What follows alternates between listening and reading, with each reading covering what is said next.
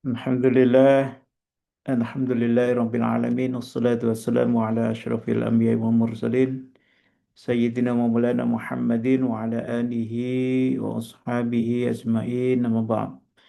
Alhamdulillah Ustaz Azhar, Bapak Ibu sekalian, berbahagia sekali malam hari ini, malam kedua atau ketiga ya. Insya Allah 2 hari nggak terasa ternyata. Sudah 2 hari, tinggal 28 hari. Kita memasuki bulan Ramadan dan Alhamdulillah kita bisa berjumpa kembali melanjutkan diskusi kita.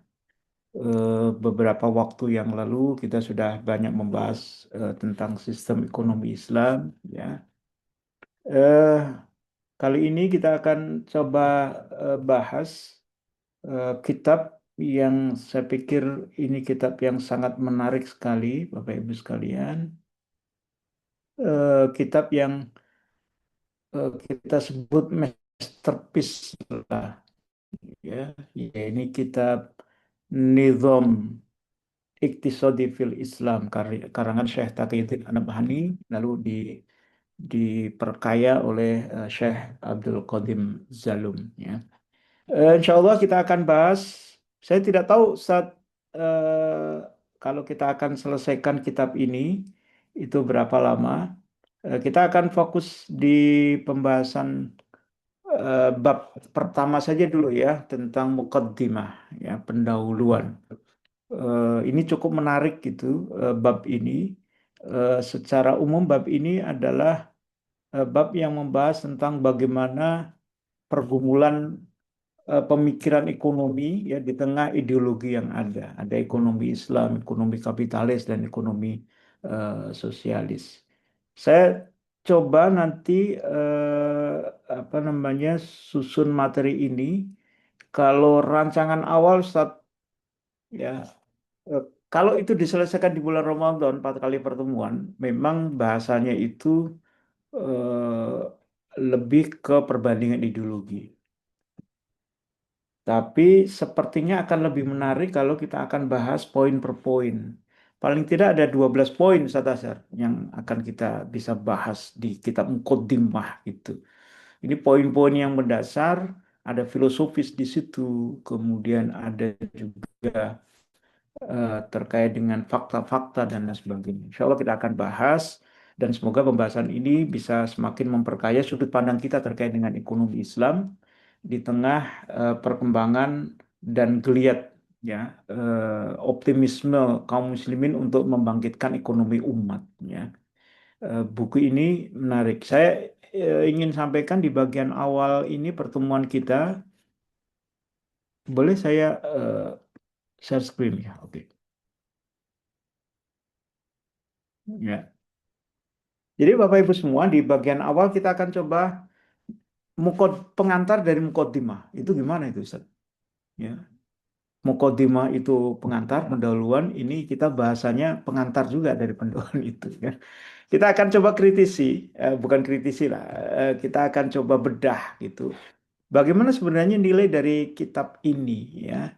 eh, di antara belantara teori-teori ekonomi ya, baik yang dikembangkan oleh kapitalis maupun sosialis, juga yang dikembangkan oleh kaum muslimin sendiri. Nanti akan kita coba bahas di mana letak keistimewaan dari kitab Nizam Iktisad fil Islam. Bapak Ibu semua, bagi yang belum mengkaji atau belum mendapatkan kitabnya, silakan bisa diperoleh ya, bisa bahasa Arabnya itu bisa di-download ya di Nizam Iktisad fil Islam. Kalau yang Indonesianya ini kebetulan ini salah satu kitab terjemahan yang tidak ada di situs resmi kita dulu di hizbut-tahrir.org.id ya. Eh, tapi nanti bisa dicari kalau membutuhkan terjemahan sistem ekonomi Islam. Baik, Bapak Ibu sekalian, mari kita lihat apa sih sebenarnya keistimewaan dari kitab Nizam Islam, Nizam Iktisad fil Islam ini, atau di mana relevansinya kita harus mengkaji kitab ini. Tentu kitab ini tidak hanya layak dikaji oleh para daris ya atau para syabab Hizbut Tahrir kalau kita sebut ini sebagai pemikiran mutabana, tetapi tentu ini layak dibaca oleh semua pihak, oleh semua kalangan. Ya. Eh, Kalau ditanyakan mengapa umat Islam itu butuh sistem ekonomi sendiri, ya, setelah ada ekonomi kapitalis dan ekonomi sosialis, gagal ya membawa kesejahteraan dan tujuan-tujuan ekonomi di dunia ini, akhirnya kaum muslimin mencari alternatif ya sistem ekonomi seperti apa yang layak untuk diterapkan. Ini juga perbincangan yang cukup menarik juga ya. Kenapa harus ada ekonomi ekonomi Islam gitu? Ya, apakah mungkin ekonomi itu dikembangkan dari nilai-nilai yang ada di setiap wilayah? Ada sistem ekonomi Islam, tapi di setiap wilayah karakter ekonomi Islamnya itu berbeda-beda. Ada juga yang berpikir seperti itu. Misalnya di Indonesia. Di Indonesia itu latar belakang budayanya banyak, ya. Lalu ada cetusan yang namanya ekonomi kerakyatan atau ekonomi Pancasila. eh, Coba dikembangkan, ya kan? Eh, Lalu muncul lagi sebuah teori. Ini saya eh, mendapatkan langsung nih dari penggagasnya, guru besar di IPB, namanya Nusantaronomics, Nusantaranomics, ya. Ekonomi yang dikembangkan oleh nilai-nilai Nusantara. Salah satu ide dasarnya juga adalah karena di Nusantara ini banyak berkembang aspek-aspek religius, maka melalui Nusantaronomics ini agama itu bisa diadopsi di dalam sebuah sistem ekonomi. Nah, ada pemikiran-pemikiran semacam itu. Nah, yang menarik adalah Syekh Taqiyuddin Adabhani ini merumuskan sebuah sistem ekonomi yang kita bisa jadikan ini sebagai kekayaan intelektual yang sangat berharga sekali. Kita boleh sebut ini adalah kitab pertama yang melakukan elaborasi semua sistem ekonomi, kemudian dirumuskan di dalam sebuah bentuk rumusan ekonomi Islam yang sifatnya mandiri, yang sifatnya berbeda dengan ekonomi kapitalis dan sosialisme. Ya. Sehingga kita bisa sebut kitab ini istimewa. Nah, istimewanya di mana? Mari kita lihat. Ya. Yang pertama, Bapak Ibu sekalian, kitab ini kalau dilihat dari sisi latar belakang keluarnya, ya, eh, itu kan lahir di sekitar tahun 50-an kitab ini. Terus diperbarui, terakhir kitab ini itu dikeluarkan menjadi edisi Mu'tamadah tahun ini di kitab saya pegang 2004, tapi 2020 kalau nggak salah itu ada atau 2019, maaf 2018 itu ada kitab yang terbaru Mutamada. Ini revisi dari beberapa apa namanya konten yang ada di dalam kitab aslinya dulu yang dikarang oleh Syekh Taqiyuddin An-Nabhani. Kapan itu? Tahun 60-an.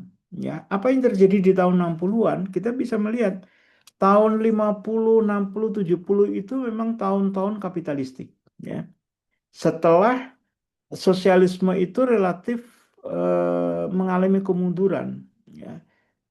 Sosialis itu kan mengalami masa-masa keemasan kan tahun 60-an gitu. Kalau di Indonesia ya masa-masa Orde Lama, ya.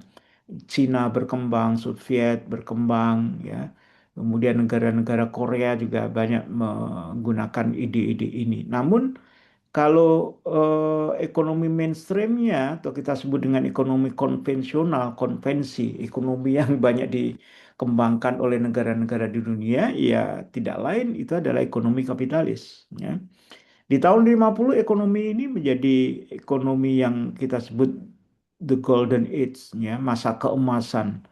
Ketika pemulihan pasca perang, ini kapitalis itu mendapatkan berkah terselubung. Ya biasa. Akhirnya ini jadikan sebagai modus baru bagi mereka bahwa peperangan itu adalah sarana untuk menyebarkan ide-ide mereka, khususnya agar hegemoni kapitalisme itu ada di semua wilayah. Sampai hari ini kan itu ya ketika katakan Irak waktu itu dihancurkan, disitulah muncul ya strategi bagaimana Irak dikuasai ya setelah pasca perang itu. Nah, tahun 50 kan kita tahu ini pasca Perang Dunia Kedua. Semua negara hancur ya, sampai ke wilayah Asia juga ya. Lalu eh, kapitalis ini tampil sebagai pihak yang menyatakan diri ingin menyelamatkan dunia. Dia bantu itu ya lewat World Bank, lewat apa lembaga PBB dan sebagainya. Lalu tahun 60-an ini pertumbuhan paling besar ya di seluruh dunia, 5,5%. Kalau indikator kemajuan itu adalah pertumbuhan ekonomi, ya kita sebut tahun 60-an ini adalah perkembangan ekonomi yang paling tinggi ya.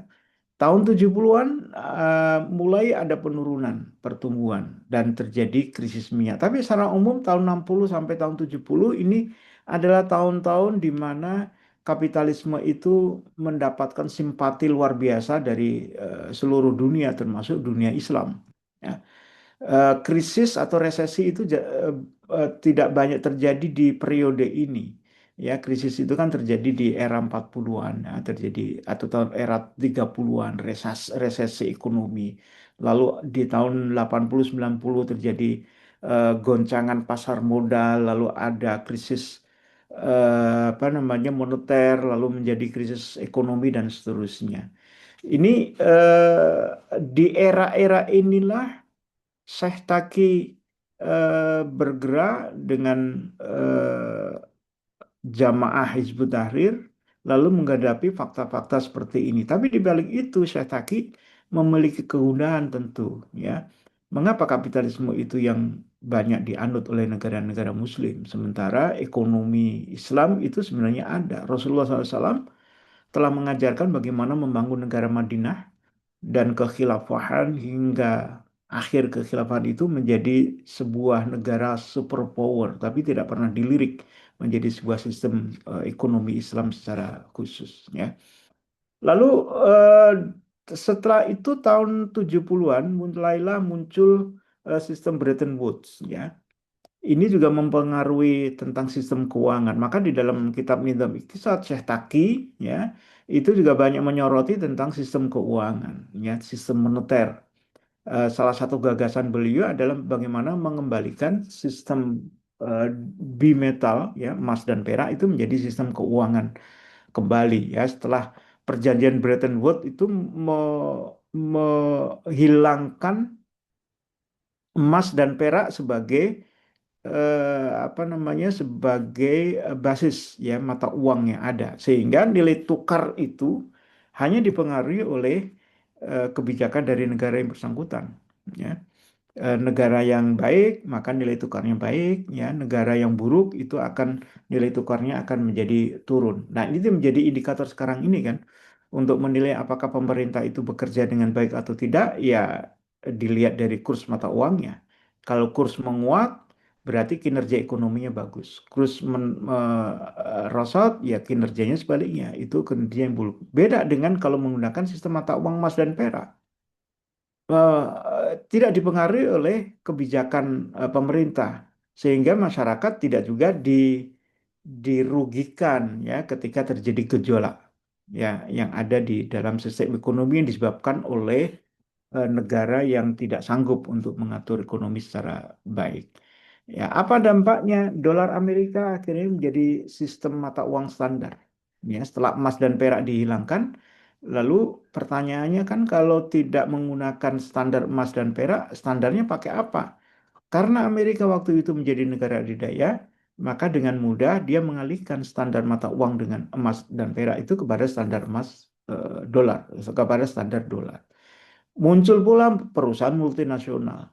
Ya, ini imbas ya dari globalisasi termasuk imbas dari berubahnya nilai tukar mata uang yang harus mengacu kepada dolar Amerika sehingga dolar Amerika mudah untuk diterima kepada semua pihak, mudah dijadikan sebagai modal, mudah dijadikan sebagai alat pembayaran perdagangan luar negeri. Jadilah perusahaan multinasional Amerika itu bisa dengan mudah pula mendapatkan modal, mendapatkan kekayaan, dan mampu meraup aset-aset yang dimiliki oleh negara di luar Amerika.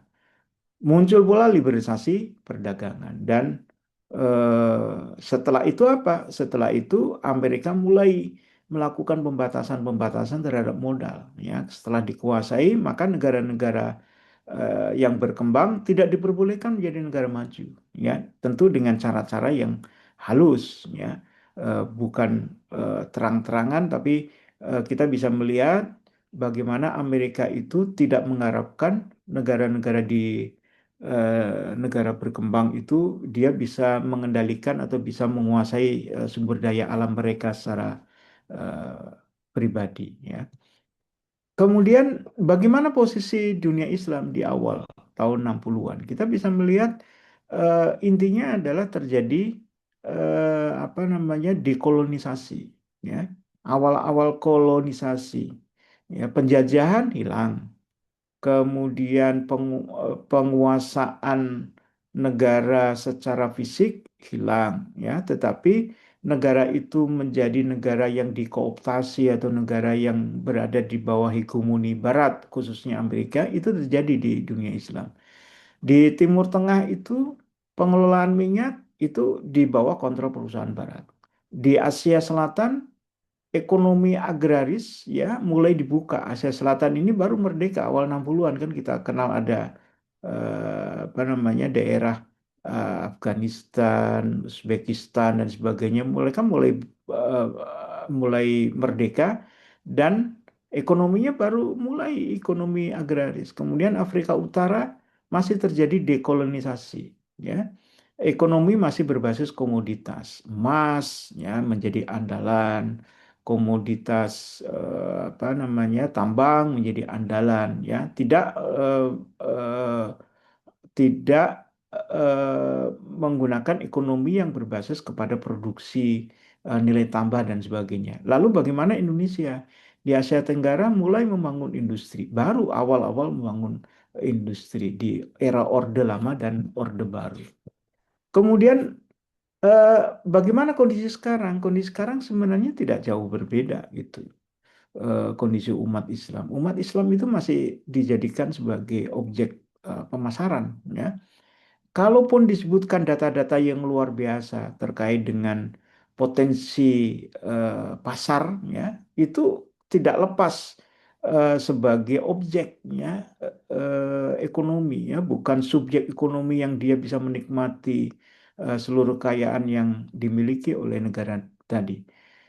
Dunia saat ini penduduk muslimnya 2%. Memang kecil sebenarnya 25%, ya, 2 miliar. Tetapi secara angka ini luar biasa karena kita tahu negara-negara muslim memang dikenal rakyatnya miskin, tetapi negara ini sebenarnya negara kaya gitu. Sehingga target pasarnya itu menjadi potensial. Lalu pengeluarannya itu 2 triliun US dollar di tahun 2021, ya. eh, Diproyeksikan di tahun 2025 ini atau 2026 itu 2,8 triliun. Ada peningkatan yang secara signifikan. Ini sekitar berapa persen itu? Sekitar dari 2 ke 2,8 ya, sekitar 40% ya, kenaikan yang luar biasa. Kemudian aset keuangan juga lumayan besar, 3,9 triliun. Lalu pertumbuhan aset syariah, ini kita tidak tahu juga yang disebut dengan aset syariah itu apa. Ini yang dimaksudkan barangkali adalah aset yang dikelola oleh bank-bank syariah, ya. Itu 12% sampai 15%. 20 tahun yang lalu seingat saya pangsa aset syariah itu baru 5% saja ya dibandingkan dengan konvensional ya. Jadi satu sisi bahwa pasar ekonomi umat Islam itu besar ya, tetapi kalau melihat realitas kenapa umat Islam itu tidak berada di lingkungan kesejahteraan yang bagus, ini yang menjadi tanya besar. Sehingga inilah relevansi kenapa kita harus membahas kitab ya Nizam Islam, Nizamul Iqtisad fil Islam ya, sebagai sebuah solusi utuh ya. yang menawarkan sistem ekonomi yang utuh, sistem ekonomi yang tidak sekedar hanya melihat akad-akad syariah, ya, tidak melihat muamalah sebagai aktivitas individual, tidak melihat bank syariah itu sebagai sarana investasi yang utama, ya. Tetapi kita akan melihat bahwa problem yang ada, bagaimana cara kita mengentaskan kemiskinan, bagaimana cara kita untuk membawa kesejahteraan umat Islam itu ternyata tidak bisa dilakukan dengan sistem yang parsial tadi. Tidak ada jaminan bank syariah tumbuh dengan baik, itu menjadikan ekonomi umat itu menjadi baik. Tidak ada jaminan bahwa pertumbuhan pasar yang tadi dari 2 triliun US dollar menjadi 2,8 triliun US dollar itu menyebabkan margin atau menyebabkan manfaat ekonomi itu diterima oleh masyarakat atau oleh umat Islam. Bisa jadi dari pasar yang 2 triliun US dollar ini atau 2,8 triliun US dollar itu banyak dinikmati oleh mereka, ya, orang-orang yang menguasai produksi, yang mereka bisa menawarkan hasil produksi mereka dibeli oleh umat Islam, dan umat Islam hanya bisa membayar dengan sumber daya alam yang mereka miliki. Ya, ironi lagi kalau sumber daya alam yang dimiliki oleh umat Islam dikuasai atau dikelola oleh ekonomi kapitalis. Sudahlah kita mendapatkan remah-remah, ya, hanya sekian persen saja dari total kekayaan alam, ya. Kalau kita lihat di Indonesia itu rata-rata Indonesia itu hanya mendapatkan maksimal itu 10% dari total hasil sumber daya alam yang ada. Itu kan sangat kecil sekali. Sementara 90%-nya itu dinikmati oleh para pengelola itu. Nah, 10% ini pun harus digunakan untuk membeli produksi yang dijajakan oleh orang-orang barat itu, ya. Jadi kita hanya sekedar bisa hidup saja akhirnya, ya. Tetap berada dalam kemiskinan, kesejahteraan tidak sesuai dengan yang diharapkan. Oleh karena itu, mengapa konteks ini penting, ya, kita berbicara sejarah, berbicara tentang kondisi saat ini itu menjadi penting. Yang pertama, buku ini tumbuh di era optimisme Barat, ya. Sehingga dari sinilah menjadi relevan, kita akan mengkritik nanti bagaimana Barat itu mendapatkan optimisme yang semu dia. Dia memiliki propaganda untuk mensejahterakan, tetapi nyatanya propaganda itu tidak pernah dinikmati oleh umat Islam. Lalu konteks tadi hegemoni dolar dan Bretton Woods, ya, inilah yang menjadi kritik utama kita terhadap sistem ekonomi moneter, ekonomi yang digerakkan oleh sistem riba dan fiat money. Kemudian dekolonisasi umat dunia Islam, ya. Memang penjajahan tidak ada, tetapi penguasaan aset-aset itu oleh Barat ini menunjukkan kolonisasi ini yang awalnya ada menjadi dekolonisasi yang itu sejatinya tidak pernah menghilangkan atau memerdekakan umat Islam. Dan muncullah multinational company, ya, perusahaan multinasional yang ini menjadi alat hegemoni Barat dalam menguasai pasar sekaligus sumber daya alam di negara-negara kaum muslimin, ya.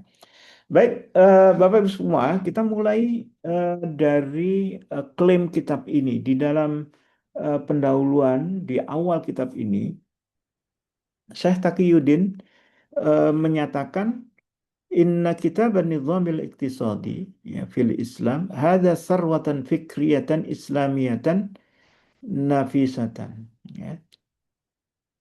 Kala nadhiru, sesungguhnya kitab sistem ekonomi Islam ini, ya, saya Taqiyuddin menyodorkan kitab ini, beliau katakan hadza sarwatun, ya, maaf ini salah ini, artinya hadza sarwatun fikriyatun islamiyatun nafsiyatun. Ini adalah kekayaan pemikiran Islam yang sangat tinggi sekali, ya. Kalla nadhiruhu, meskipun, atau killa nadhiruhu, meskipun yang meliriknya masih sedikit. Ya, ini kita akui, nanti kita bahas kenapa kok eh, kita akui kitab ini adalah kitab yang sangat luar biasa, tetapi dalam diskursus pemikiran ekonomi Islam, kitab ini seolah-olah tidak banyak dilirik gitu. Nanti kita akan kita bahas. Fa'innahul kitabul awal alladhi balwarun waqi'un nizamil iktisad fil Islam. Maka sesungguhnya kitab ini adalah yang awal. Ini adalah kitab pertama kali yang mengkristalkan fakta-fakta tentang sistem ekonomi di dalam Islam. Fi hadzal asr, di masa ini, balwaratan wadihatan jalliyatan, ya, yang mengkristal, yang sangat wadih jelas, ya, dan yang sangat apa namanya konseptual, ya. Ini harus kita akui. Nah, apakah klaim ini benar atau tidak? Mari kita bahas bersama, Bapak Ibu semua. Eh, kita coba lihat secara jujur saja, ya, kitab ini. Apakah benar kitab ini adalah kitab yang pertama? Kitab yang di apa namanya? eh, kitab yang pertama kali mengkaji atau menulis ekonomi Islam itu sebagai sebuah sistem, ya. Eh, di situ dikatakan sarwatan fikriyatan, ya, kekayaan intelektual. Eh, di bagian berikutnya Syekh Taki menyebutkan ini aset berharga bagi umat Islam. Dan Syekh Taki mengingatkan bahwa kekayaan terbesar umat Islam itu adalah kekayaan intelektual. Karena kebangkitan itu akan mudah dilakukan jika intelektual itu yang muncul. Bukan karena kekayaan yang sifatnya materi. Ya, faktanya menunjukkan demikian. Banyak sekali negara-negara yang kaya, termasuk Indonesia, tapi kebangkitan masih jauh di hadapan kita. Ya. Apa yang kurang pertanyaannya? Saya Takim mengatakan sarwatan fikriyatannya tidak ada. Sarwah kekayaan intelektualnya tidak ada.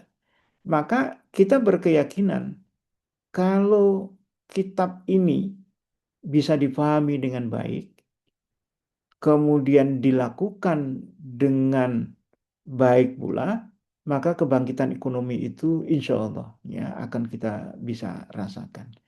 Lalu nafisatan kulla nadhiratan, ya, sangat berharga dan jarang tandingannya atau jarang jarang ada, jarang dilirik, jarang yang membuat buku-buku semacam ini, ya. Sehingga kita bisa katakan buku ini orisinil, hasil istihad dari Syekh Taki. Ya, karena belum ada yang membuat dan belum ada yang banyak membahas. Pendekatannya juga unik. Lalu war, ya, mengkristal, ada formulasi, ada sesuatu yang dirumuskan, ya, sifatnya konkret, tersusun rapi, nizamatan tadi, ya, sifatnya nizam, sistem, bukan sebagai ilmu yang berdiri sendiri, ya, tapi dia akan bisa efektif dijalankan kalau bersandingan dengan sistem-sistem yang lain, baik sistem kenegaraan, sistem peradilan, sistem politik dan sebagainya, ya. Lalu jelas dan gamblang, ya, insya Allah kitab ini sebenarnya jelas dan gamblang kalau eh, pemahaman-pemahaman umum itu sudah kita pahami, ya. Maka sebenarnya buku ini layak, akan sangat layak sekali untuk kita kaji setelah kita banyak menamatkan kitab-kitab yang lain, ya. Kita harus tamat dulu nih Tom Islam, karena dari situlah pijakan bagaimana metodologi yang dikembangkan oleh Syekh Taki itu bisa dipahami. Lalu kita harus paham tentang mafahim, bagaimana mafhum pemahaman-pemahaman yang dikembangkan oleh Hizbut Tahrir, ya. Nah, sistem-sistem yang lain termasuk ada nizamul hukum, ya, sistem pemerintahan. Maka dari situ kita bisa melihat eh, nizam istimai ini tidak akan bisa berkembang atau tidak bisa dijalankan kalau tidak dilakukan oleh negara. Maka kita harus paham bagaimana syarat dari negara yang bisa menjalankan nizam iktisad fil Islam ini. Ya. Eh, Tadi kita sebut bahwa ada realitas ekonomi. Ya. Jadi kita sebenarnya bisa melihat bahwa apa yang dilakukan oleh Syah Taki ini itu tidak lepas dari realitas ekonomi. Ya. Syekh Taki tidak menulis buku ini kalau orang bilang di lembar kosong, ya, atau di medan yang kosong. Tapi Syekh Taki membuat buku ini di tengah situasi sistem ekonomi itu sudah dijalankan. Yang kapitalistik dan sosialistik itu sudah dijalankan. Maka bab mukaddimah yang akan kita bahas, yang akan kita kupas satu persatu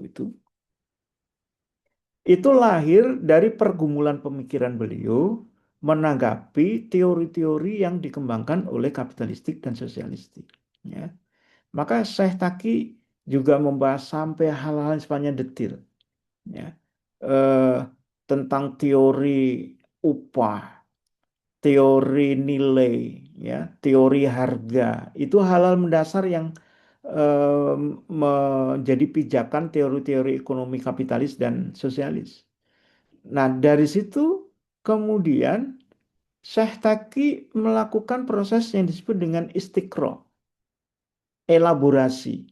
Dibaca itu semua literatur-literatur yang ada. Ya. Maka kita eh, patut ya mengacungi hormat kepada beliau. Bagaimana beliau itu paham juga Das Kapital. Paham teori welfare state-nya Adam Smith, ya, paham teori David Ricardo, ada di bagian awal mukaddimah di situ. Kayak dengan teori-teori yang ada, termasuk teori sosialis, ya, ada sosialis ilmiah, ada sosialis utopisnya. Saya taki paham semua itu kan artinya beliau itu baca semua itu, ya, kitab-kitab dulu. Kemudian dielaborasi dengan kitab-kitab yang ada, ya, yang membahas ekonomi Islam secara terpisah. Ibnu Khaldun itu membuat kitab Muqaddimah juga, ya. Ada di situ bagaimana pengelolaan ekonomi. Lalu dalam sudut pandang eh, tasawuf sofistik, ya, Imam Ghazali itu di dalam Ihya Ulumuddin juga membahas juga terkait dengan uang, terkait dengan pemalsuan uang, ya. Lalu kitab Al-Amwalnya Abu Yusuf misalnya yang banyak membahas tentang eh, dan kitab Kharat, ya, membahas tentang pertanian atau pertanahan, ya, dielaborasi semua. Lalu Syekh Taki juga sebagai seorang mujtahid melihat langsung bagaimana Al-Quran dengan As-Sunnah itu membahas tentang ekonomi, ya. Lakukanlah istiqra. Setelah dilakukan istiqra, Syekh Taki melakukan klasifikasi, diklasifikasikan, ya, di apa namanya, dipilah-pilah apa masalah ekonomi yang sesungguhnya, ya, dibaca itu semua pendapat ini pendapat ini pendapat ini, terus bagaimana Al-Quran bicara tentang problem ekonomi lalu dirumuskanlah oleh apa namanya Syekh Taki, ya, lalu dilakukan sistematisasi, disistemkan, ya. Ini yang menjadi ciri khas dari Syekh Taki ini, membuat ekonomi Islam itu sebagai sebuah sistem, ya. Bapak Ibu semua silakan untuk membandingkan baca kitab-kitab ekonomi Islam kontemporer. Misalnya yang dibuat oleh Umer Capra, ya. Itu ada buku ekonomi apa namanya moneter Islam misalnya, atau apa namanya dasar ekonomi Islam, ya. Atau yang Indonesia itu karangan katakan Adi Warman Karim, ya, ekonomi mikro Islam dengan ekonomi makro Islam misalnya. Silakan dibandingkan. Umumnya karangan-karangan itu adalah karangan-karangan yang tidak bicara tentang sistem secara utuh. Kalaupun sistem itu sebagian, ya, sistem moneter berarti hanya sekedar sistem keuangan saja. Lalu eh, Pak Syafi Antonio misalnya membuat tentang perbankan syariah, apa namanya, praktek, ya, secara prakteknya itu berarti kan sistem perbankannya saja. Tapi Syekh Taki ini membedah ekonomi itu bukan dalam sisi praktek begitu, ya.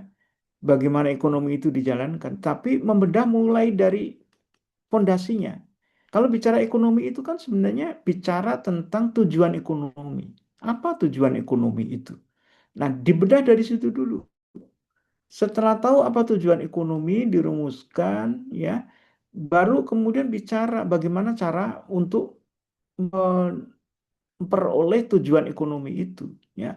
Maka itu yang tadi kita sebut nizam terstruktur, ada kaitan antara sistem yang satu dengan sistem yang lain, ada flowchartnya, ada apa namanya, eh, semacam keterkaitan, ya, fungsi-fungsi di dalam ekonomi, apa fungsi individu, apa fungsi masyarakat, apa fungsi negara. Ada strukturisasi. Ini yang kita sebut dengan nizam. Ya. Dan tentu jelas, clear gitu. Ya. Tidak ada di dalam, kalau sejauh yang saya baca ya kitab ini, tidak ada Syekh Taki mengatakan dalam kitab ini untuk yang ini kita bisa diskusikan lagi karena terjadi perbedaan pendapat begini, enggak, ya.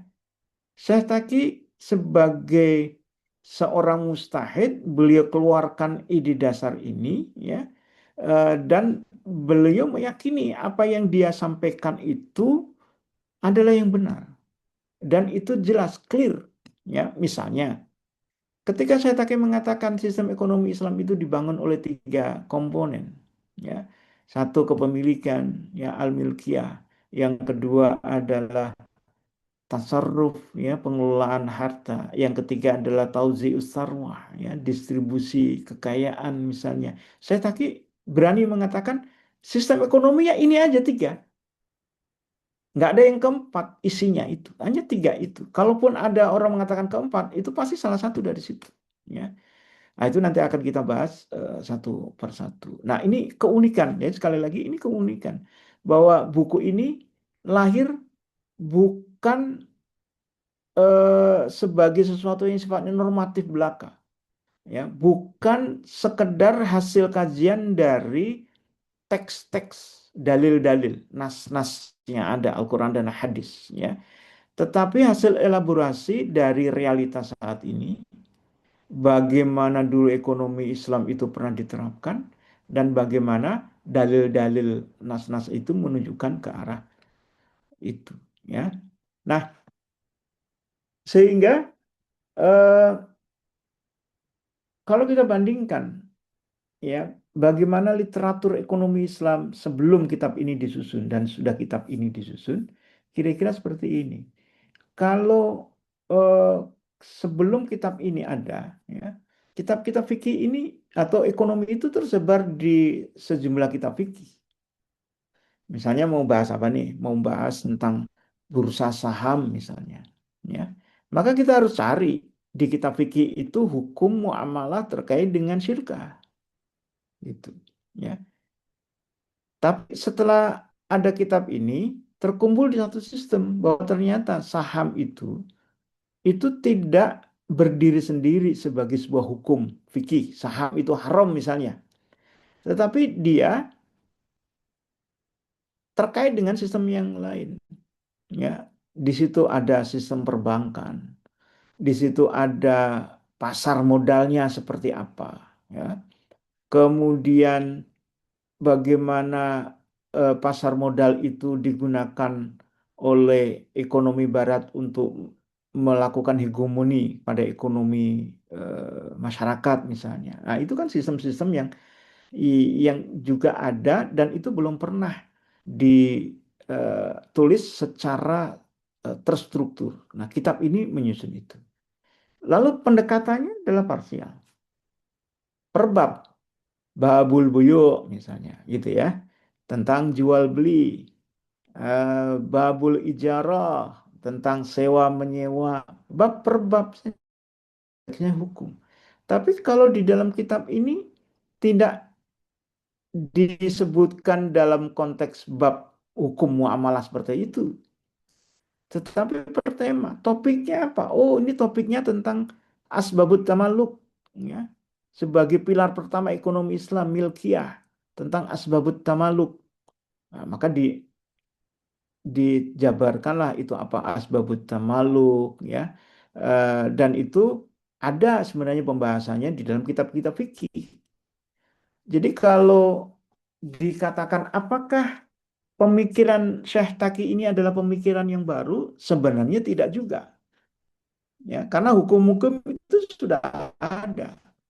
Hukum jual beli, sewa, saham, syirkah itu sudah ada.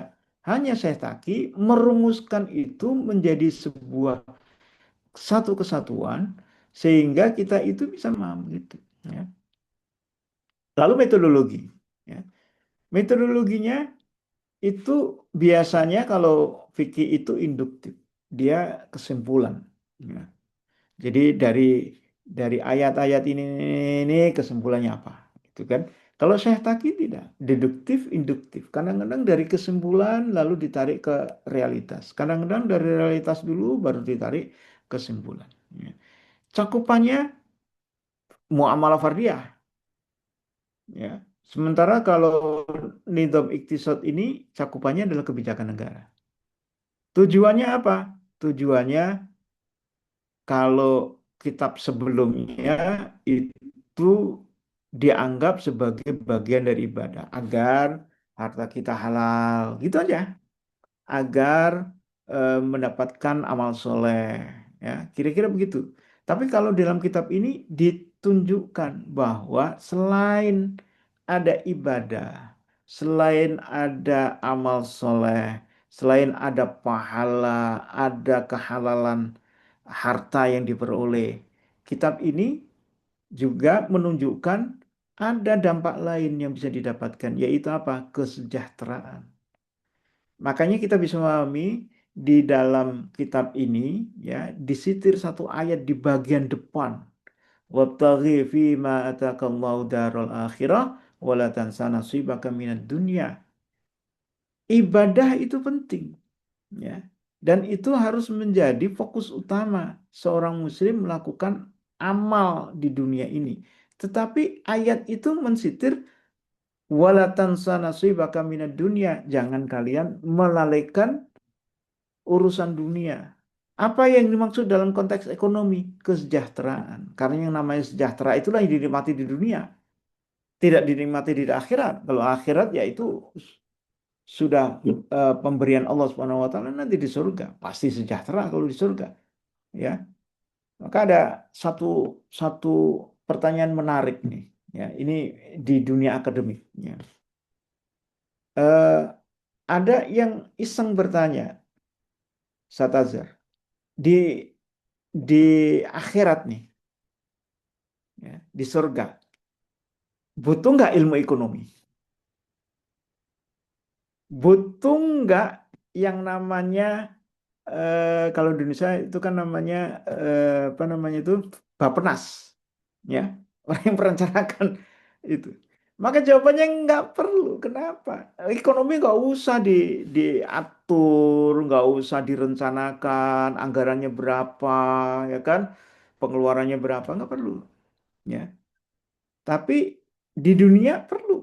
Nah, konteks tadi walatan sanasibaka minad dunia tadi itu ada makna tersiratnya Allah memerintahkan kita itu untuk ngurus ekonomi. Jangan yang penting udah yang penting lillahi ta'ala aja deh. Yang penting dapat pahala, yang penting dapat surga. Enggak. Itu iya penting. Lalu melalaikan dunia. Itu tidak boleh. Dunia harus diingat. Ingatnya gimana? Ya diingatnya direncanakan. Kita bekerja dengan sebaik-baiknya, motivasi tinggi. Itu yang dimaksud dengan walatan sanasi minad dunia. Akhirnya kesejahteraan bisa diperoleh. Ya. Kita sampai jam berapa nih Ustaz Asir nih? Ternyata panjang juga nih. Sedikit lagi ya, sedikit lagi. Ini sekedar ini. Nanti mungkin minggu depan jika ada kesempatan kita ulang lagi ya. Saya ingin menunjukkan bahwa eh, kitab ini itu banyak dipuji juga. Sudah banyak dilakukan kajian-kajian. Ya, kalau di Indonesia sebelum pembubaran HTI banyak dijadikan kajian. Banyak dokter-dokter yang dihasilkan setelah mengkaji kitab ini. Gitu, ya, disertasi banyak, tesis banyak, apalagi kalau yang namanya apa namanya S1 itu skripsi banyak sekali udah pasti, ya, jurnal-jurnal banyak sekali. Coba kalau kita search pemikiran Syekh Taqiyuddin dalam ekonomi Islam banyak sekali, ya, dan rata-rata mengakui. Tapi memang eh, kenapa ini tidak menjadi arus utama, ya? Nanti kita balik lagi ke awal. Ini saya kesimpulannya aja dulu, ya. Kenapa tidak menjadi arus utama? Ini yang menarik nih, ya. Karena ada juga kritik metodologis. Nanti kita bahas, ya. Ada yang mengatakan bahwa Syekh Taki ini, ya, itu alirannya adalah zohiri. Ya, mungkin Bapak Ibu semua sudah paham lah itu zohiri, yang zohir itu, ya. Jadi lahiriah, ya. Eh, Tentu kita tolak. Kita tidak mengadopsi paham zohiri, ya. Zohiriyah. Zohiriyah itu kan diklaimnya kan atau dikatakan kan begini, hanya hanya taunya dari teks Quran hadis saja, nggak mau yang lain. Tidak mau menerima pendapat-pendapat orang lain dan lain sebagainya. Zahiri begitu, ya. Nah, kita katakan kita enggak seperti itu. Syekh Taki ini mengarang kitab ini tidak menggunakan mazhab zahiri, ya. Tetapi inilah metode yang di yang harusnya dilakukan oleh pemikiran-pemikiran Islam. Makanya Syataki mengarang di dalam kitab terakhir yang dikaji oleh Syabab Hizbut Tahrir, yaitu kitab Syahsiah Islamiyah Jilid 3, Juz 3. Ya, kitab yang khusus membahas tentang usul fikih. Kalau sudah sampai di dalam kitab itu, kita kaji tentang usul fikih, kita akan bisa memahami bagaimana Syekh Taki menggunakan kaidah-kaidah di dalam usul fikih untuk merumuskan kitab ini. Ya. Jadi bukan mendasarkan kepada sesuatu yang sifatnya zohiri, ya. Lalu tidak menyerap, ya, pemikiran-pemikiran baru, enggak begitu. Ya. Kalau zohiri pasti akan mengatakan dengan langsung haram, menggunakan telepon haram, akad menggunakan Zoom haram, kan gitu, ya, karena menganggap itu tidak ada di dalam nas-nas secara zohirnya. Sementara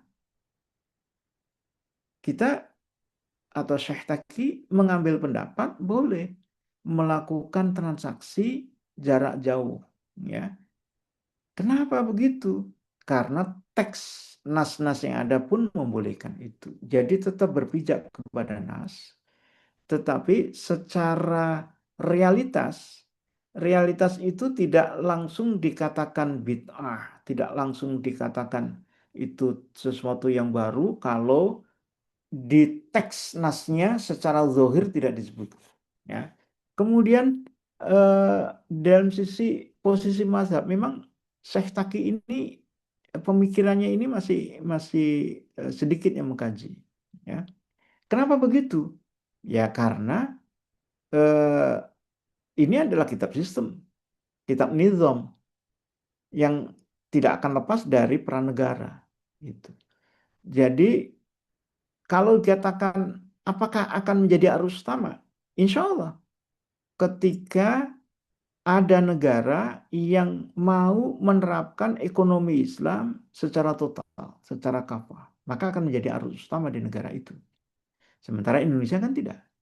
Ya, meskipun selalu ya, ngeyel mengatakan kita udah kok menerapkan ekonomi Islam. Kalau kita tanya ekonomi Islam yang mana, mereka katakan itu ada bank syariah, itu ada obligasi syariah, itu ada para saham syariah misalnya. Nah, kita balik bertanya, apakah itu yang disebut sebagai ekonomi Islam? Ya, karena ngomongin bank syariah, ngomongin saham syariah, ngomongin obligasi syariah itu tidak nyampe kepada omongan kesejahteraan. Kan gitu. Sementara ekonomi Islam itu harus sampai kepada diskusi bagaimana ekonomi itu mensejahterakan. Nah, di samping ada hal teknis nih, afiliasi politiknya. Orang sebut Hizbut Tahrir banyak dilarang di banyak negara. Ya sebenarnya bukan acuan. Ya.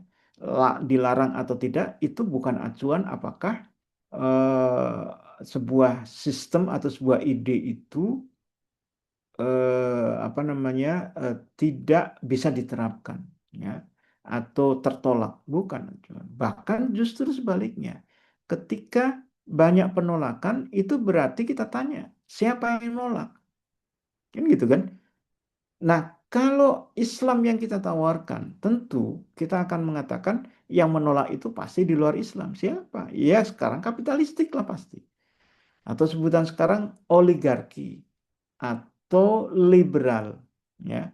Mereka itu yang menolak. Jadi kalau ada negara-negara yang menolak meskipun dia Muslim, kita bisa memastikan pikiran ekonominya itu adalah ekonomi kapitalistik, liberalistik, oligarki. Gitu. Ya, kemudian nggak ada dukungan institusional. Coba bayangkan, ini kitab melarang dengan tegas riba. Kira-kira ada nggak bank ya di dunia ini yang mau mendukung pemikiran ini? Pasti nggak ada. Lalu kitab ini juga mengatakan eh, apa namanya struktur perbankan yang ada itu tidak tepat untuk dijalankan. Ya. Maka juga jawabannya sama. Bank syariah mana yang kira-kira mau mendukung sistem ini ya. Sementara kitab Nizam Iqtisad ini banyak mengkritis juga sistem perbankan atau sistem keuangan yang ada sekarang ini. Lalu pengembangan teoritis. Ini memang unik. Kitab ini lahir dari metode istihad ya, sehingga secara teori-teori tidak bisa atau tidak serta-merta bisa dikembangkan dengan teori akademik atau teori dengan metode ilmiah diteliti ya, kasih sampel dan sebagainya. Bukan itu cara untuk membangun ekonomi Islam. Nah, kalau di Indonesia ah, sekarang orang mulai hati-hati itu untuk mendiskusikan tentang sistem ekonomi Islam. Syekh Taqiyuddin An-Nabhani. Didengar kata-kata Syekh Taqi saja, orang sudah mulai khawatir. Ya. Lalu kita bicara nizam iktisad fil Islam. Lalu di dalamnya ada pembahasan bagaimana cara menerapkan sistem ekonomi harus negara. Mulai khawatir ketika disebut-sebut daulah khilafah. Ini barangkali Bapak Ibu sekalian, di samping kita menghadapi bahwa ini buku yang awal, buku yang pertama kali mengupas tentang ekonomi Islam dalam sebuah sistem yang holistik, namun realitas dakwah saat ini juga mengatakan buku ini masih mendapatkan tantangan, belum menjadi arus utama. Tugas kita adalah ini, ya, bagi Bapak Ibu yang bergerak di ranah akademik, ya, silakan lakukan penelitian, masukkan di dalam kurikulum, diseminarkan, ya, yang diskusi-diskusi publik bisa dilakukan untuk tanda kutip menguji, ya, sebenarnya lebih tepatnya adalah untuk membumikan gagasan-gagasan ini yang bisa diterima secara akademik. Dari ranah kebijakan itu harus ada advokasi. Kita harus terus menyuarakan setiap ada problem, solusinya adalah sistem ekonomi Islam. Ada masalah MBG misalnya sekarang ini ya, kita bisa lihat dalam sudut pandang ekonomi Islam. Ya, apa tujuan MBG itu? Kalau tujuannya adalah untuk kesejahteraan, maka ekonomi Islam di dalam kitab ini itu mengatakan untuk penanggulangan kebutuhan pokok berupa makan, maka negara tidak memberikan secara langsung. Hanya diberikan kepada orang-orang yang membutuhkan. Maka yang tepat itu adalah MBG diberikan kepada fakir miskin yang mereka tidak sanggup makan. Bagi orang kaya gimana? Jangan dikasih. Kenapa? Karena memang Islam itu tidak mengajarkan orang-orang kaya itu diberikan makanan. Beda dengan kesehatan. Kalau kesehatan diberikan langsung siapa saja. Orang sakit, kasih. Ya, karena kalau kesehatan itu kan ada yang sakit, ada yang sehat, ya kan, maka harus dibantu itu. Tapi kalau makan, orang yang makan, yang butuh, setiap orang pasti butuh makan, gitu kan. Nggak ada yang eh, nggak ada yang lapar terus, ada yang kenyang terus, kayak sehat itu sehat terus atau sakit terus, kan nggak ada seperti itu. Maka harus dipilih-pilih siapa yang berhak untuk itu. Yang berhak adalah fakir miskin. Nah itu ranah kebijakan. Kita bisa uji itu. Ada pilot project kalau memungkinkan, ya. Eh, Kalau ada yang mengatakan syirka itu model kerjasama yang terbaik untuk membangkitkan ekonomi umat, kita buat pilot projectnya. Kemudian kita lakukan revisi regulasi, kita kritik kalau ada regulasi yang salah, ya itu sebagai bagian tabani masalah ummah kita. Ya, lalu secara kelembagaan kita juga ikut membangun, misalnya kalau ada lembaga bisnis, kita praktekkan di situ. Ya. Lalu eh, apa yang disyaratkan? Nah, ini yang menarik. Syekh Taki mensyaratkan harus ada kemandirian ideologis. Maksudnya apa? Bahwa ekonomi Islam itu harus dibangun oleh ideologi Islam. Dan harus ada kesadaran umat. Tidak mungkin ekonomi Islam itu akan tumbuh dan dipraktekkan tanpa ada kesadaran umat. Dan kesadaran umat dalam konteks holistik ini artinya adalah kesadaran umat Islam untuk mau menerapkan seluruh aturan-aturan Islam.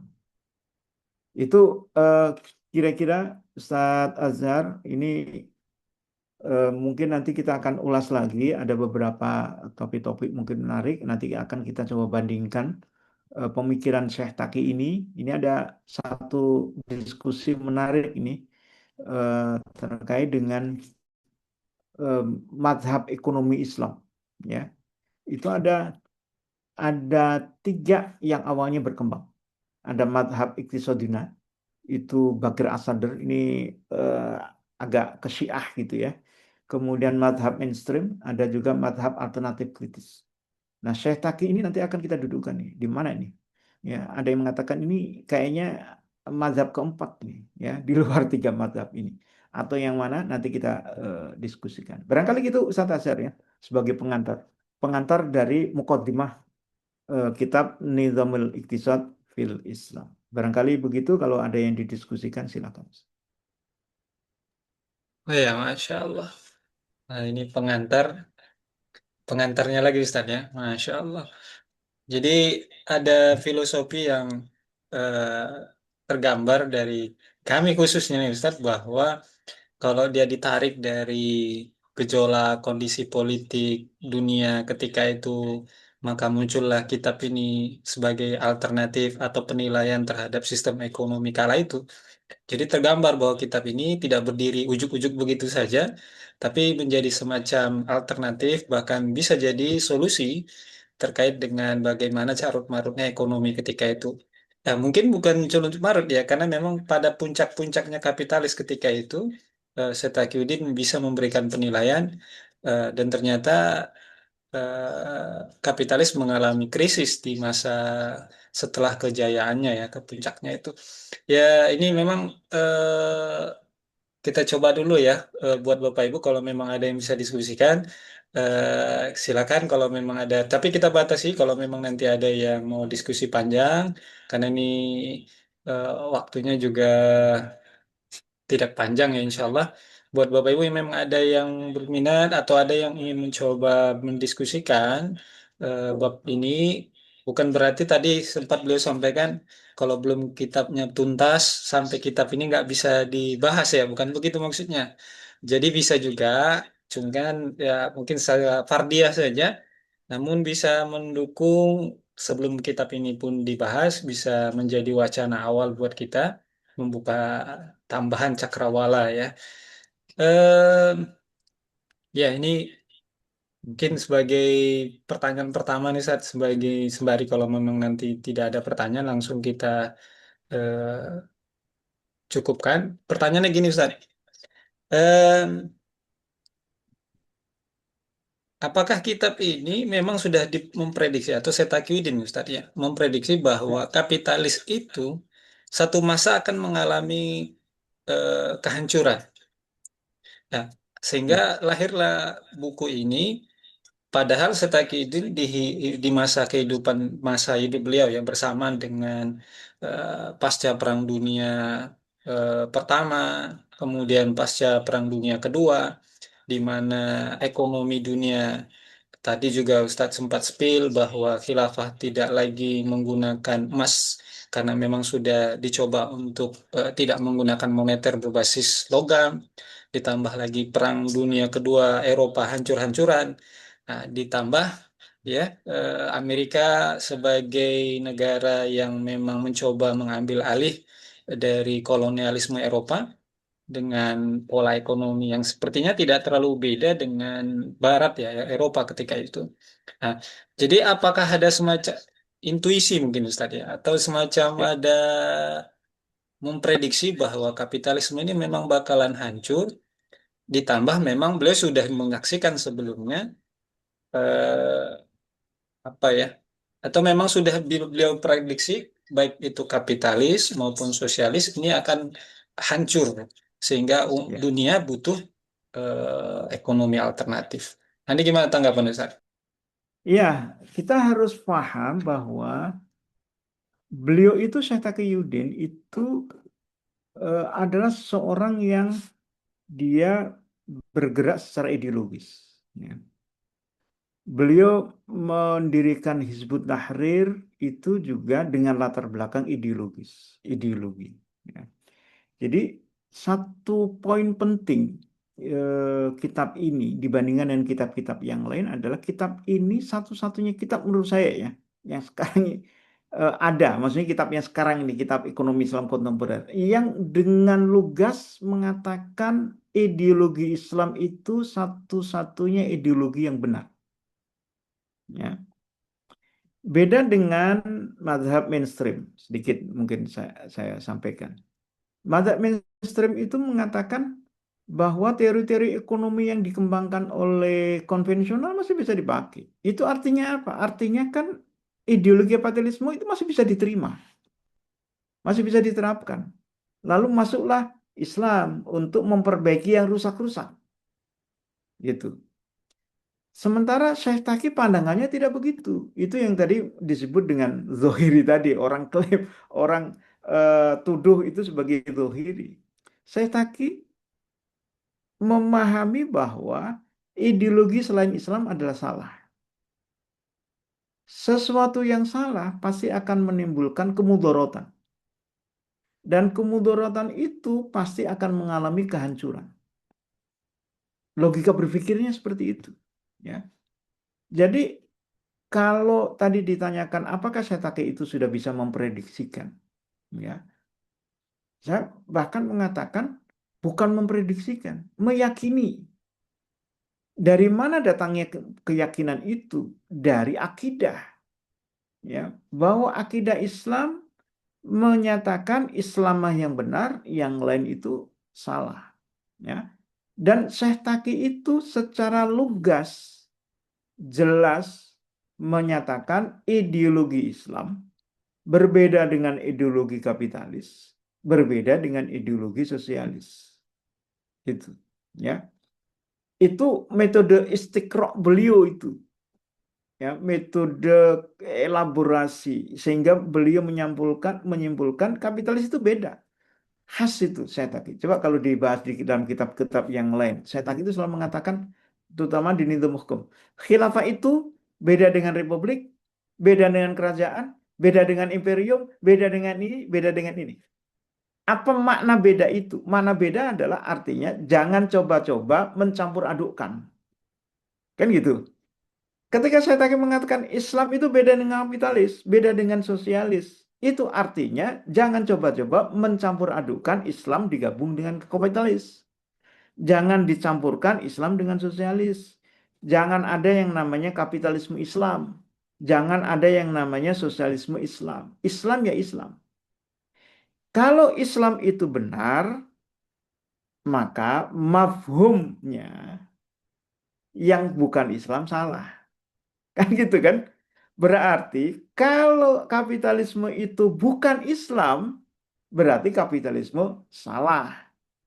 Kalau sosialisme itu bukan Islam, berarti sosialisme salah. Lalu ada sistem ekonomi. Sistem ekonomi ini disifati dengan Islam. Nizamul iktisadi fil Islam. Islamnya benar, maka sistem ekonominya menjadi benar. Sistem ekonomi kapitalis. Kapitalismenya salah, berarti sistem ekonominya salah. Kalau sistem ekonominya salah, berarti tidak akan sampai kepada tujuan.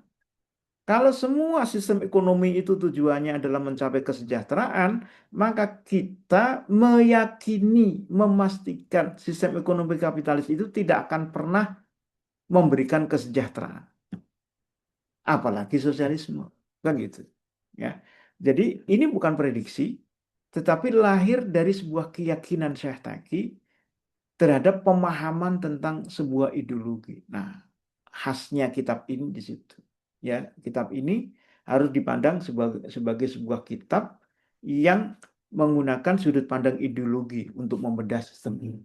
Kira-kira gitu, Ustaz Azhar.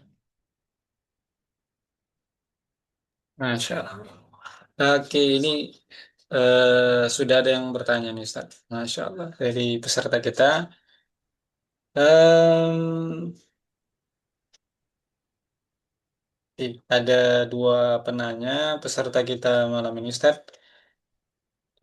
Dari Mas Norman ini kru kita nih Ustaz. Apakah Amerika benar pernah membayar jizyah kepada Khilafah Utsmani Ustaz? Apakah sistem ekonomi khilafah saat Tetakwidin masih hidup? Bagaimana urutan belajar sistem ekonomi? Apakah ada tahapan-tahapannya? Masya Allah. Ini gimana saat tanggapannya dari peserta kita Mas Norman? Baik, terima kasih Mas Norman. Ya, apakah Amerika pernah membayar jizyah kepada Khilafah Utsmani? Eh, Sepanjang sejarahnya yang saya baca, ya, tapi detailnya seperti apa, perlu kita buka bareng-bareng nanti ya. Karena kalau sejarah itu begini prinsipnya, sejarah itu eh, memang penting ya. Eh, tetapi kita harus benar-benar me- memilah-milah sejarah mana yang benar dan sejarah mana yang tidak gitu ya. Itu yang pertama. Kemudian yang kedua, eh, bahwa ketika Amerika itu pernah membayar jizyah kepada Khilafah Utsmani, kalau benar itu ada, itu untuk menunjukkan bahwa eh, eh, Khilafah Utsmani itu negara superpower waktu itu, gitu kan? Dan Amerika negara yang dia berada di bawah Turki Utsmani. Kalau itu konteksnya jizyah, ya. Nah, ini maksudnya jizyah atau maksudnya pungutan yang lain, nah itu yang harus dibahas gitu. Kadang-kadang orang beda persepsi. Nah, ya, jizyah itu kan dibayarkan oleh kafir zimmi. Kalau dibayar kafir zimmi berarti wilayahnya kan masuk ke dalam wilayah daulah gitu. Sementara sejarah mencatat Amerika belum pernah dikuasai secara real ya oleh daulah. Nah, yang ada memang kisah-kisah mengatakan Amerika pernah bayar gitu. Nah, bayarnya itu apa? Bisa jadi bayar itu adalah mukus gitu. Ya, pajak, cukai bisa jadi ya karena seringkali dulu cukai itu disamakan dengan jizyah ya. Itu Mas Nurman ya terkait dengan ini. Kemudian yang kedua, apakah sistem ekonomi Islam khilafah saat Syekh Taki masih hidup. Syekh Taqi masih hidup kan khilafah sudah runtuh. Ya, beliau hidup di tahun 56, gitu ya. Meskipun orang tua beliau itu pernah menjadi qadhi dan beliau juga pernah menjadi qadhi di eh, Palestina ya, meskipun qadhi saat itu ya sebagai negara Palestina gitu, bukan sebagai bagian dari Daulah Turki Utsmani saat itu ya. Eh, Lalu sistem ekonominya seperti apa? Apakah yang diterapkan seperti dalam sistem khilafah atau tidak? Ya kita bisa mendapatkan gambaran di Timur Tengah ini terjadi gejolak. Ya, di tahun 50-an itu ya era-era tadi dekolonisasi itu. Apa maknanya?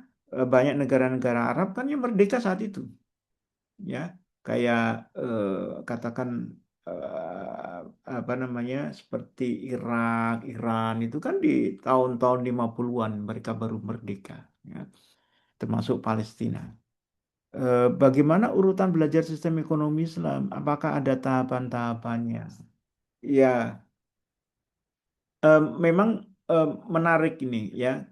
Kalau ekonomi Islam itu konteksnya adalah belajar sistem ekonomi yang berupa kebijakan ya politik ekonomi, maka tentu tahapan-tahapannya adalah kita harus memahami dulu ya tadi itu yang kita sebut dengan realitas ya. Tanpa kita memahami realitas yang ada, mungkin kita akan merasa jengah juga terhadap ilmu yang kita pelajari ya, orang sebut sebagai normatif. Ini apa sih maksudnya gitu ya.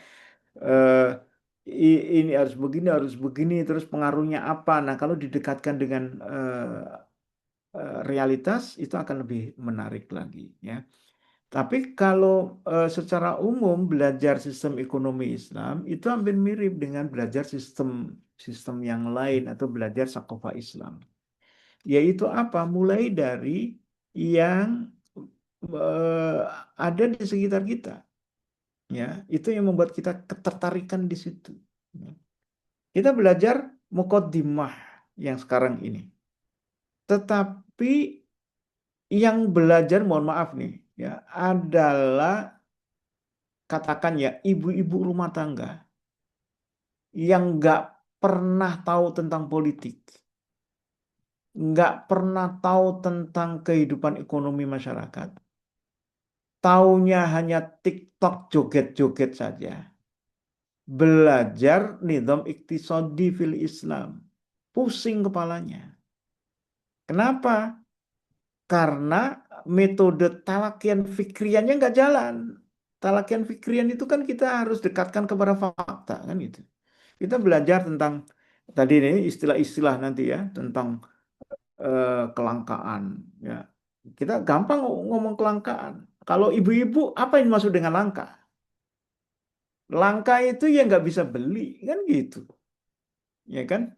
Nah, beda sudut pandang pribadi, langka sebagai pribadi dengan langka sebagai sebuah sistem. Langka pribadi itu kan bisa karena nggak punya uang, langka, gitu kan?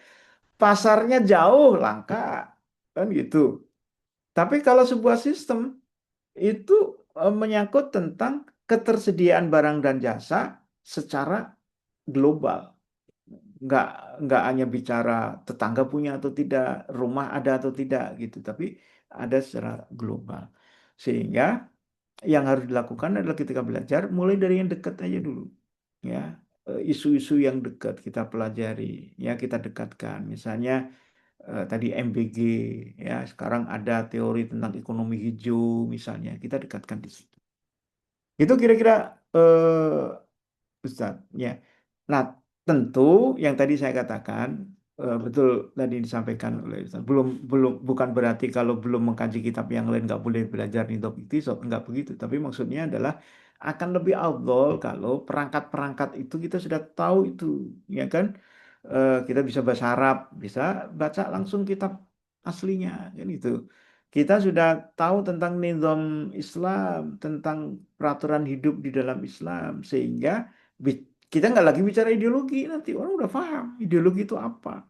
Nggak bicara lagi tentang keimanan, nggak bicara lagi tentang ibadah. Ya, Kita fokus bicara tentang teori-teori ekonomi. Nah, kira-kira gitu.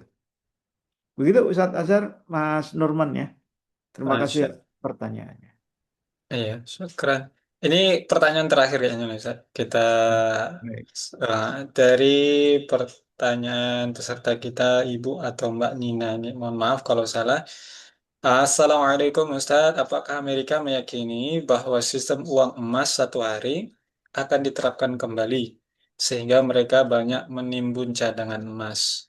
Ini Ya, gimana, Tad? ya, agak sulit menjawabnya. Karena kalau disebut meyakini itu kan berarti dia beriman kan gitu. Ya. Kalau dikatakan mereka nggak meyakini tanda-tandanya ke arah sana, kalau dikatakan tidak meyakini kok tanda-tandanya juga nggak seperti itu. Ya, misalnya begini, misalnya eh, khilafah. Ya, kalau saya tanya ya pada Bu Nina ini, Amerika percaya nggak kepada khilafah? Kalau dikatakan nggak percaya, ya faktanya mereka menolak khilafah. Tapi dikatakan nggak percaya kok nyatanya mereka menyusun strategi runs untuk menolak khilafah. Berarti kan mereka takut gitu, khawatir. Jadi mungkin lebih tepat khawatir gitu. Ya, khawatir itu terjadi ya. eh, Mereka nggak percaya-percaya amat gitu kan, tapi khawatir jangan-jangan bener nih Islam nih kan gitu.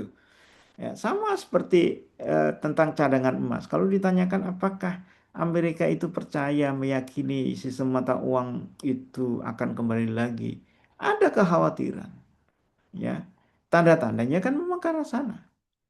Ketika jangankan ke arah emas dan perak, ketika mata uang itu mengarah kepada sistem mata uang selain dolar saja, mereka marah. Irak itu diserang ya gara-gara mereka mau menggunakan euro sebagai mata uangnya. Ya, sementara euro saingannya Amerika. Ya, ini apalagi emas gitu. Ya, nah, tapi apakah ada kaitannya kekhawatiran mereka terkait emas itu dengan cadangan emas sebanyak-banyaknya? Dugaan saya nggak ada kaitannya. Gitu. Kalau kalau ada kaitannya, mestinya mereka nggak ngumpulin emas. Ngapain kok ngumpulin emas toh nanti akan habis lagi, gitu kan? Eh, tapi cadangan emas itu memang mereka kumpulkan karena menganggap emas itu memiliki nilai yang tidak eh, pernah turun. Ya, ini bukan karena kepercayaan mereka kepada hadis-hadis yang berbicara tentang emas dan perak. Juga bukan karena kepercayaan mereka bahwa sistem khilafah itu akan menerapkan emas dan perak. Tetapi ya ini dibangkitkan karena realitas. Ya, realitasnya apa? Emas dan perak itu terus meningkat. Ya, meskipun ada turun, maka turun itu akan meningkat lagi. Ya. Jadi eh, kalau Allah Subhanahu wa taala atau Rasul memerintahkan Al-Qur'an dan ada hikmahnya emas itu stabil, realitasnya memang begitu. Ya. Apa yang maksud dengan stabil? Dia itu bergejolak tapi akan kembali kepada apa namanya nilai yang eh, setimbang lagi. Sesuai dengan apa? Emas itu dari dulu nilainya itu sama seperti nilai barang-barang. Realitasnya begitu. Eh, Satu dinar itu sama dengan satu ekor kambing. Orang sering ininya begitu kan. Tapi kok sekarang enggak nih? Kan gitu. Kan satu ekor kambing sekarang kan anggaplah berapa paling mahal, 6 juta misalnya. Sekarang itu 1 gramnya 3 juta. Berarti satu dinarnya 12 juta. Berarti jauh nih. Nggak sesuai ini berarti. Emas nggak stabil sebenarnya. Kalau saya menyatakan harga emas sekarang itu harga nggak wajar. Harga wajarnya itu apa? Nanti ketika balik lagi ke kambing. Jadi kalau mau beli emas, jangan sekarang. Nanti harus sudah turun lagi. Harga kewajarannya itu menurut saya sekitar 2,6, 2,7 juta gitu. Ini kalau kita bicara realitas ya. Karena pasti akan kembali lagi di situ. Ketika harga kambing naik, emas akan ngikutin naik gitu terus. Dan itu terjadi kan dulu zaman Rasul, 1 dinar itu 1 ekor kambing. Sekarang pun ya rata-rata segitu. Kalau ternyata lonjakannya bisa 2 kali lipat, ya berarti emasnya nggak wajar. Ya, akan turun lagi nanti. Ini permainan, permainan investasi. Karena orang apa namanya khawatir kepada kurs mata uang yang nggak jelas ini, akan ada perang dunia ketiga katanya kan itu, akan ada apa namanya pencaplokan Amerika ke Iran ya, kemudian negara Palestina dan sebagainya, menyebabkan orang banyak spekulasi membeli emas, emas tinggi ya. Nah, kira-kira gitu ya. Jadi eh, kesimpulannya apa? Apakah meyakini? Ya, lebih tepatnya mereka khawatir ya atas kembalinya sistem ekonomi Islam. Di antaranya adalah diberlakukannya sistem mata uang emas. Nah, kapan ini terjadi? Ketika khilafah tegak itu aja. Karena relatif kan sekarang coba sistem ekonomi sosialis nanti kita bahas. Tidak pernah membahas tentang sistem mata uang. Nanti kita bahas ya.